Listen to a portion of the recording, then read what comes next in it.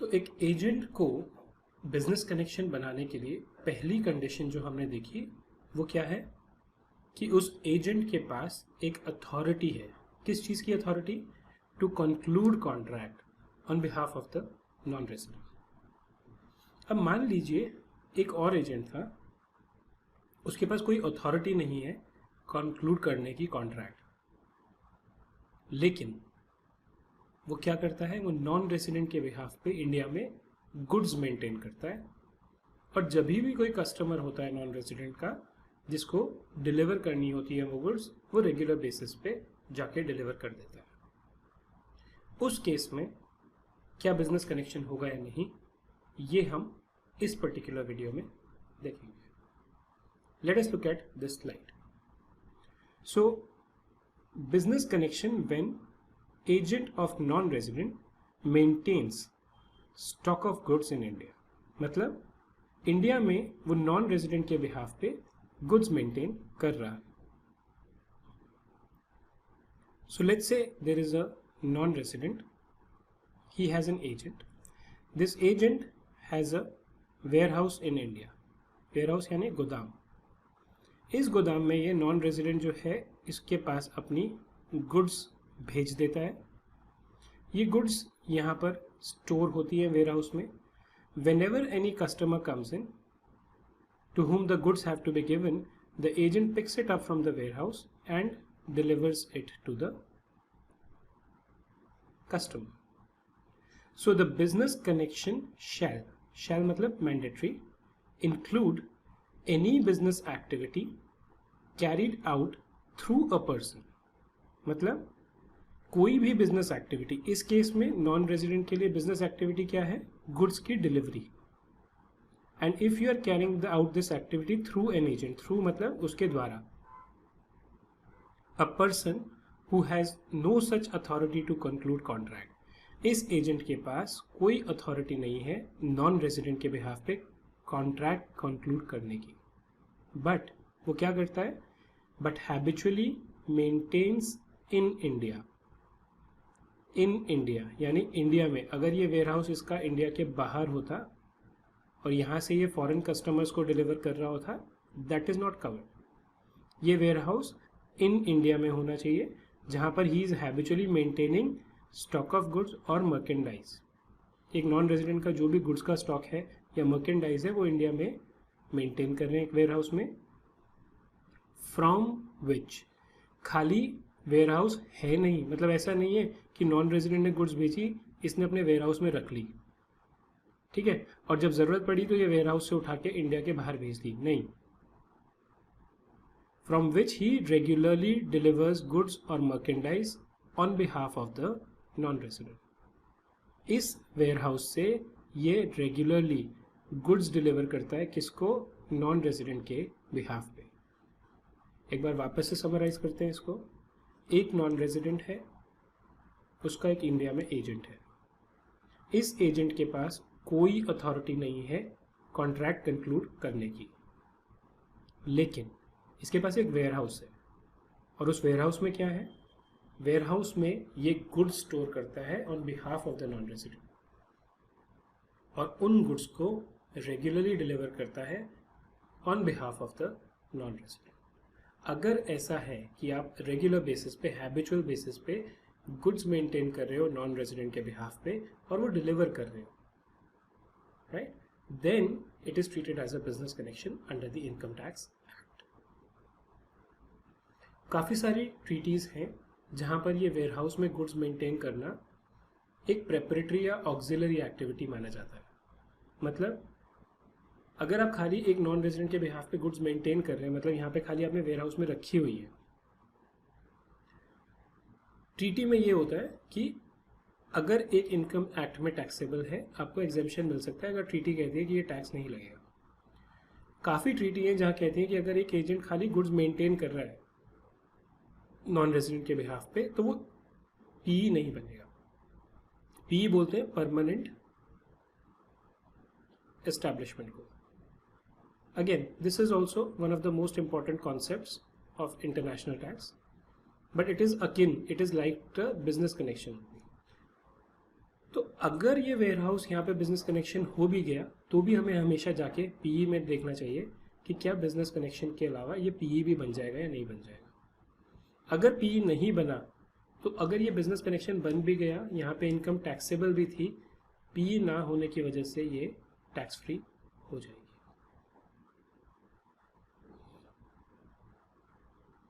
Business connection. Now let's go to the third category.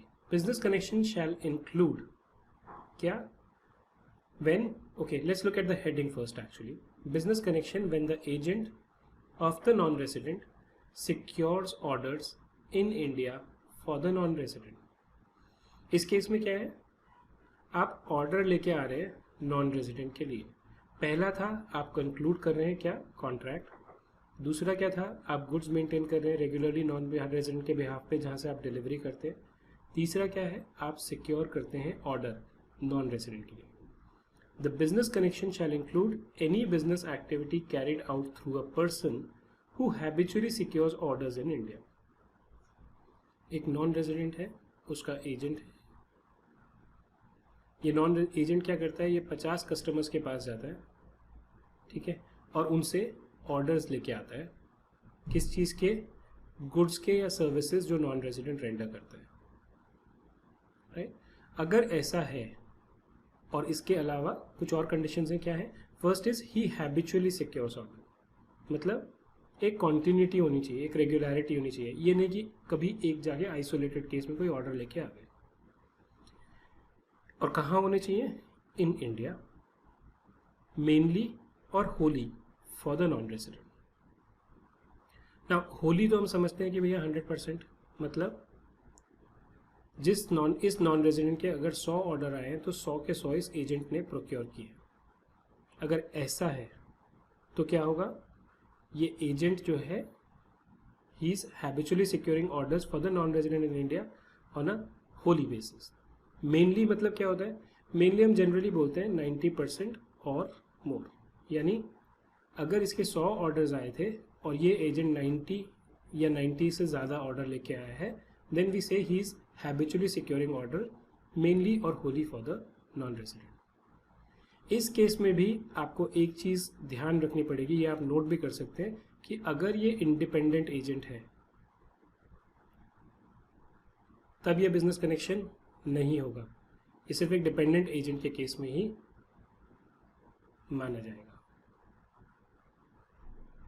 Now इसके अलावा एक और सिचुएशन हो सकती है कि एक नॉन रेजिडेंट है, मान लीजिए let's call it as this foreign company as F1 and there is an agent in India.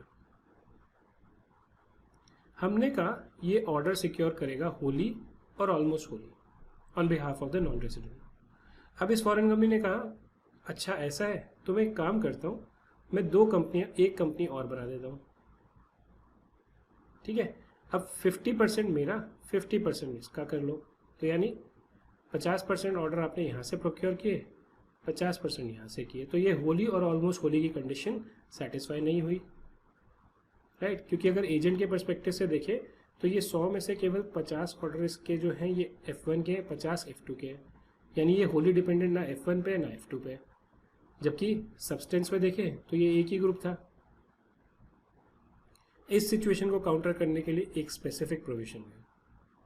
वो प्रोविजन क्या कहता है, there may be situation where the person acting on behalf of non resident secure order for other non resident. NR1 कहिए, ये हमारे case में F1 is the NR1। In such a situation business connection for other non-resident is established if such other non-resident controls NR1. So let's put this as NR1 and NR2, right? ये कह रहे हैं कि दूसरे non resident का भी business connection establish हो जाएगा कब, अगर वो नॉन रेजिडेंट इस नॉन रेजिडेंट को कंट्रोल कर रहा है, यानी एक पेरेंट एंटिटी है, एक सब्सिडरी है, ये दोनों मिलके ही 100% काम जो है ये एजेंट इन दोनों का करता है, तो ये दोनों का बिजनेस कनेक्शन हो जाएगा। और सच other non resident is controlled by NR1, right. यानी ये वाला केस हो गया पेरेंट का, अगर आप NR1 के लिए कुछ काम कर रहे थे और पेरेंट के लिए काम कर रहे हैं तो यहाँ कवर हो जाएगा। या सच other non resident controls NR1, मतलब अब एक सब्सिडरी की सब मतलब इस एंटिटी की अपनी सब्सिडरी है और अब सेल्स कहाँ से हो रही है? सिचुएशन 1 सेल हो रही है सब्सिडरी कंपनी की और उसकी सब्सिडरी की, company plus subsidiary. Situation 2 parent plus subsidiary. Situation 3 such other non resident is subject to the same common control as NR1, मतलब ये हो गया को सब्सिडरी का case. In all the three situations, business connection is established where a person habitually secures orders in India, mainly, that is more than 90% but less than 100%, or wholly for such non-residents. If I have to explain this to you once again, if an agent in India obtains mainly or all or wholly for non-residents, एक से ज़्यादा non resident है लेकिन उनकी आपस में relationship क्या है? पेरेंट सब्सिडरी की, या कंपनी की अपनी सब्सिडरी है, या उसका पेरेंट है और वो खुद है, या उसकी कोई को सब्सिडरी है। इन सब केसेस में होली और ऑलमोस्ट होली की कंडीशन के लिए टोटल टर्नओवर देखा जाएगा।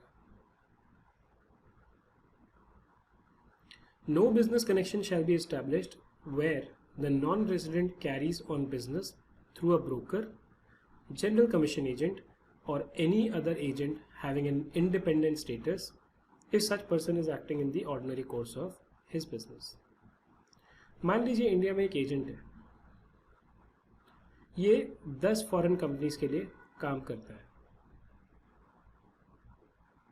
इसका रेगुलर काम ही यही है कि जो इनका सामान आता है ये यहाँ पे इंपोर्ट करता है और ये सेल करता है, या फिर कस्टमर्स से ऑर्डर्स लेके आता है किस चीज़ के? इनके सामान के। अब 10 में से अगर एक आदमी happens to be one foreign company जिसका हम देख रहे हैं कि इंडिया में बिजनेस कनेक्शन है या नहीं, अगर आप काम कर रहे हैं किसी ऐसे आदमी के थ्रू जो ब्रोकर है, जनरल कमीशन एजेंट है, या कोई भी ऐसा एजेंट है जिसका इंडिपेंडेंट स्टेटस है, वो आपके ऊपर डिपेंडेंट नहीं है, कल आप चले जाओगे तो उसका धंधा बंद नहीं हो जाएगा, तब वो बिजनेस कनेक्शन नहीं माना जाएगा। लेकिन कब? If such a person is acting in the ordinary course of his business, जो उसका नॉर्मल बिजनेस है वो वही कर रहा है, अब उसमें कोई एक नॉन रेजिडेंट कम है एक ज़्यादा है उससे फर्क नहीं पड़ता। A broker, general commission agent or any other agent shall be deemed to have an independent status where he does not work mainly or wholly for the non-resident. इसका एजेंट का इंडिपेंडेंट स्टेटस कब मानेंगे? जब ये इस non resident के लिए होली या ऑलमोस्ट होली काम नहीं कर रहा होगा। मान लो एक फॉरेन कंपनी थी, उसने अपनी छोटी छोटी इधर उधर 1% के लिए दिखाने के लिए 3 कंपनीज में 1% बिजनेस करा और 97% एक फॉरेन कंपनी के लिए कर रहा है, तब आप यहाँ पे कवर हो जाएंगे। The agent would not be considered to have an independent status in the 3 situations. कौन सी 3 सिचुएशन जो हमने अभी डिस्कस करी थी? कौन सी वाली?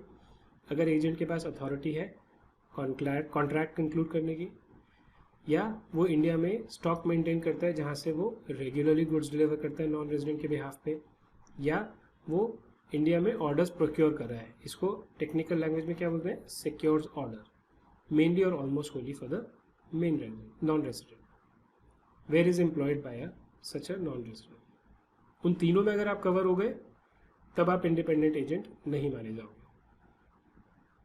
Where a business is established, then only so much of income as is attributable to the operations carried out in India shall be deemed to accrue or arise in India.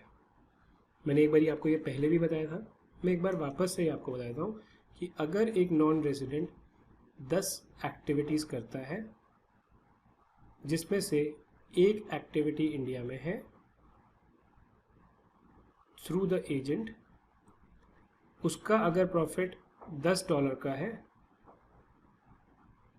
तो अगर हम ये माने कि ये सारी एक्टिविटी इंपॉर्टेंट बराबर है तो इंडिया में जो प्रॉफिट एलोकेट होगा वो 1/10 ऑफ $10 यानी $1 ही होगा। इस $1 के ऊपर आपका 40% टैक्स लगेगा।